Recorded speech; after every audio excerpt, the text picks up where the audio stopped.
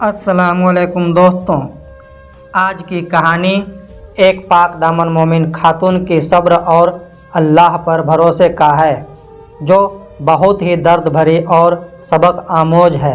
दोस्तों, कहानी शुरू करने से पहले आपसे गुजारिश है कि आप पहली बार चैनल पर आए हैं तो चैनल को सब्सक्राइब करके हमारी हौसला अफजाई करें, जिससे हम इसी तरह की ईमान अफरोज वाक़या आपके खिदमत में पेश करते रहें। एक नेक शख्स ने निहायत खूबसूरत और परहेजगार खातून से शादी की। दोनों एक दूसरे से खूब मोहब्बत करते थे। खुशी खुशी दिन गुजर रहा था। एक मर्तबा शौहर को रिज्क यानी रोजी कमाने के लिए सफ़र पर जाने की ज़रूरत पेश आई, तो शौहर को फिक्र हुआ कि बीवी को अकेला घर में कैसे छोड़ें। तो शौहर ने अपने रिश्तेदारों में किसी भरोसेमंद शख्स की तलाश करना शुरू किया।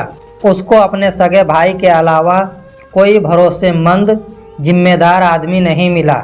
भाई के घर में बीवी को छोड़ा, मगर प्यारे नबी सल्लल्लाहु अलैहि वसल्लम का यह फरमान भूल गया, अलहमु अलमौत, मतलब देवर मौत है, और वो सफ़र पर रवाना हो गया। दिन गुजरते गए।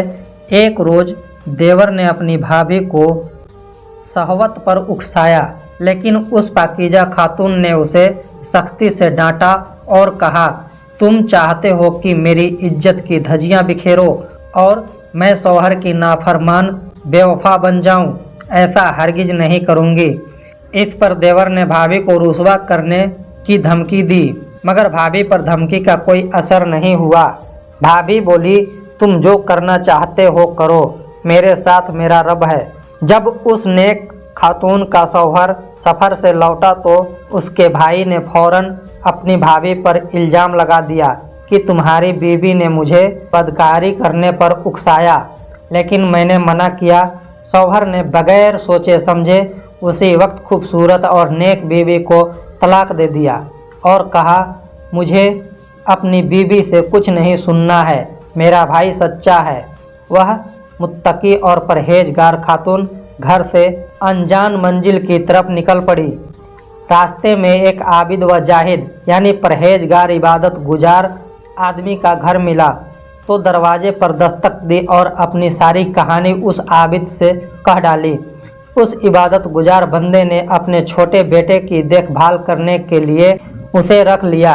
एक दिन आबिद घर से किसी काम के लिए बाहर गया, तो घर का नौकर मौका पाकर उस खातून पर डोरे डालने लगा, मगर उस अल्लाह की नेक और सच्ची बंदी ने अल्लाह की नाफरमानी से इनकार किया और कहा, नबी करीम सल्लल्लाहु अलैहि वसल्लम ने हम सबको तनबीह यानी आगाह किया है कि कोई भी शख्स किसी अजनबी खातून के साथ खलवत यानी अकेला में हरगिज ना रहे, इसलिए कि उनका तीसरा शैतान होता है जो उन्हें बहकाता है और गुनाह करने पर आमादा करता है।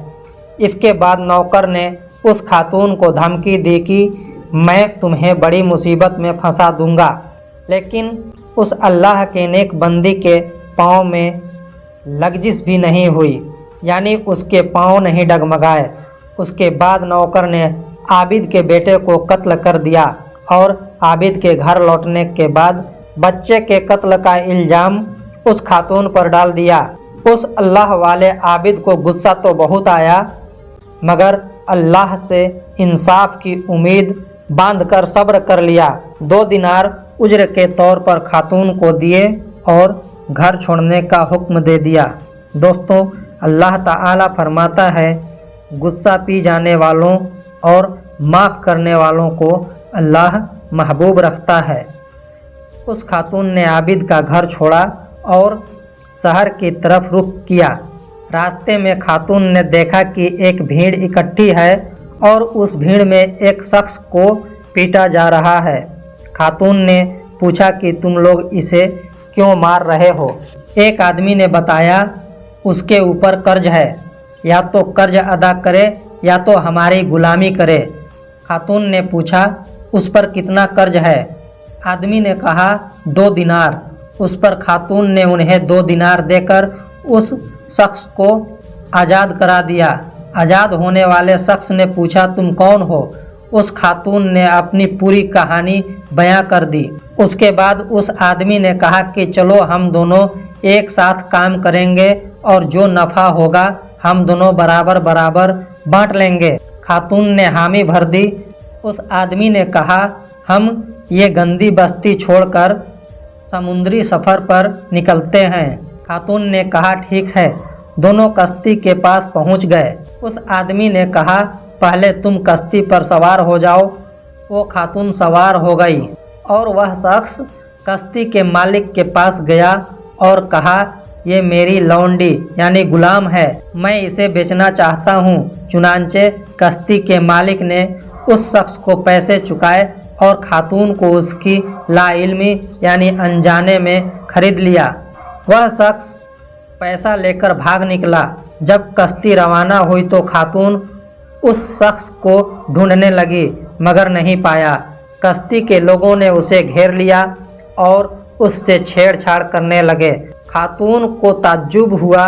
उस पर कश्ती के कप्तान ने बताया कि मैंने तुम्हें तुम्हारे मालिक से खरीद लिया है और अब तुम वो सब करोगी जिसका हुक्म दिया जाए। इस पर खातून दर्द भरे लहजे में कहा, मैं अल्लाह की नाफरमानी नहीं कर सकती, मुझे छोड़ दो।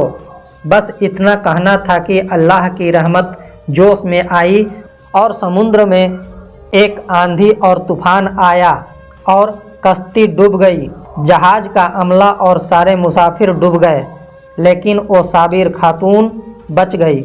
उस वक्त अमीर शहर, वहाँ का बादशाह उसी समुद्र के किनारे सैरो तफरीह में मशगूल था। बेमौसम के समुद्र में तूफान को देखकर वो भी घबरा गया था, लेकिन उसका असर किनारों पर नहीं था। फिर एकाएक उसकी निगाह उस खातून पर पड़ी जो एक तख्त के सहारे साहिल की तरफ आ रही थी। अमीर ने गार्डों को हुक्म दिया कि उसे मेरे पास लाया जाए। उस खातून को महल में लाया गया। वहाँ एक मेडिकल स्पेशलिस्ट की निगरानी में इलाज शुरू हुआ। जब खातून ठीक हुई तो अमीर शहर ने खातून से दरियाफ्त किया। उसने सारी हिकायत यानी कहानी बयां कर डाली। देवर की खयानत से लेकर कश्ती वालों की शरारत तक सारे वाक्य बयां किए। हाकिम शहर को उस खातून के सब्र ने मोह लिया और हाकिम ने उससे शादी कर लिए। उस पाकीजा खातून को सल्तनत में सलाहकार की हैसियत मिली और चंद ही दिनों में खातून की ज़बरदस्त राय और मजबूत फैसले की शोहरत दूर दूर तक फैल गई। वक्त गुजरता रहा और एक दिन नेक हाकिम का इंतकाल यानी मौत हो गया। पूरे शहर के लोग इकट्ठा हुए कि किसको अब हाकिम बनाया जाए। मुत्तक्का यानी सर्वसम्मति तौर पर लोगों ने उस जहीन और अक्लमंद खातून जौजए अमीर शहर की बीवी को अपना अमीर मुंतखब कर लिया यानी चुन लिया। हाकिम बनते ही उस खातून ने एक खुला मैदान में कुर्सी लगाने का और शहर के तमाम मर्दों को हाजिर होने का हुक्म दिया। शहर के तमाम मर्द हजरात उसके सामने से गुजरने लगे। उसने अपने पहले शौहर को देखा और किनारे हो जाने का इशारा किया। फिर उसके भाई यानी देवर को किनारे होने का हुक्म दिया। उसके बाद आबिद यानी जिसके बच्चे का कत्ल का इल्ज़ाम खातून पर था उसे भी एक किनारे किया। फिर खातून ने आबिद के नौकर को देखा तो उसे भी मजमे से अलग खड़े होने का हुक्म दिया।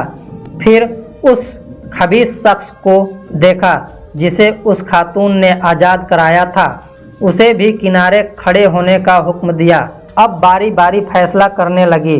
सबसे पहले साबिक यानी पहले शौहर से मुखातिब हुई और बोली, तुमको तुम्हारे भाई ने धोखा में रखा इसलिए तुम बरी हो, लेकिन तुम्हारे भाई को सज़ा दी जाएगी इसलिए कि उसने मुझ पर झूठी तोहमत लगाई थी। फिर आबिद से मुखातिब हुई और कहा, तुमको तुम्हारे खादिम यानी नौकर ने गुमराह किया, लिहाजा तुम भी बरी हो, लेकिन तुम्हारे खादिम को कत्ल किया जाएगा क्योंकि उसने तेरे बेटे को कत्ल किया था। फिर वो मुखातिब उस खबीस शख्स से हुई जिसने उसे कश्ती में बेचा था। खातून बोली, तुम्हें उम्र कैद की सज़ा दी जाती है तुम्हारी खयानत और ऐसी औरत को फरोख्त यानी बेच देने की जुर्म में जिसने तुम्हें गुलामी से निजात दिलाई थी। दोस्तों, अल्लाह की जात पाक है, वो किसी के अच्छे अमाल को जाया होने नहीं देता। अल्लाह ताला फरमाता है, जो अल्लाह से तक़वी अख्तियार करता है अल्लाह उसके लिए ऐसे रास्ते हमवार कर देता है और ऐसी जगह से रिज़्क़ अता करता है जिसका बंदे को गुमान भी नहीं होता। इस वीडियो में आपने देखा कि कैसे अल्लाह ताला ने मुसीबत और परेशानी में गिरफ्तार खातून की मदद की। तकवा मोमिन का सार है। ये सार हमेशा बाकी रहना चाहिए, इसलिए कि अल्लाह ताला तकवा यानी परहेज ही के वजह से सख्त हालात को आपके मुताबिक और आसान बना देता है।